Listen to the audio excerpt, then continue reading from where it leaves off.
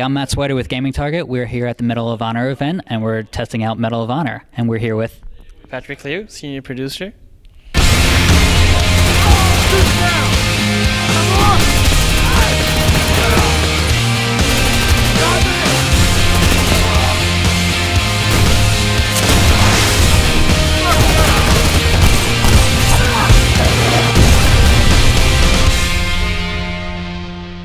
Can you tell us what has been improved from the beta that we were playing? Yeah, so we put out the beta quite early, in the early stages, because we really wanted to get the feedback from the community, and make sure that we had time to actually implement significant changes. Sometimes people think, they want one thing, and then there's another group that wants the opposite, and then there are some things that everyone just agrees with. So we had to make all those decisions. But some of the things significant things like changing the HUD and the style of the UI, like toning it down so it doesn't grab too much attention, not so many colors in there. Hit detection was a big thing where we fixed a lot of stuff with the hitboxes and bullets. Balancing all the weapons, balancing the support actions to make them less prominent in the sense because we want to focus more on the guns, stuff like that. So we have a list with thousands of items, really. Medal of Honor is a lot more realistic. I played the Call of Duty multiplayer, and I felt it was very arcadey, which I liked, but at the same time, there's a different take, and it's a little more realistic. Can you tell us what went into that and guidance that you had from the military? Yeah, so I would say it's more about being authentic than realistic in the sense that it's still a game in the sense that we want to have it playable and fun, but at the same time we have used real locations as reference for our maps. We have real weapons, obviously.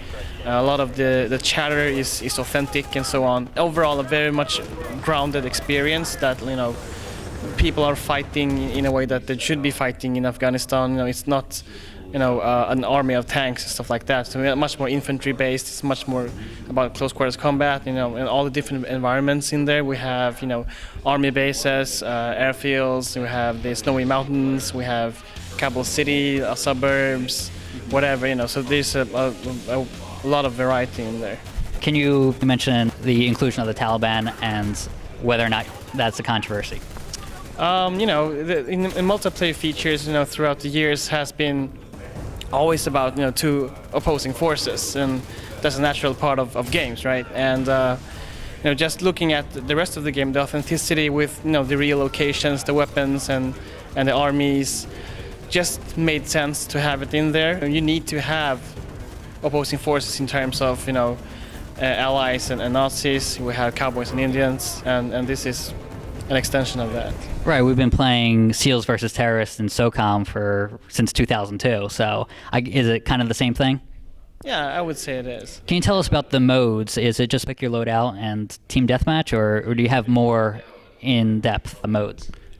We have a lot of modes, actually. So the modes are very different in the pacing and the style, so I think there's something that caters to everyone.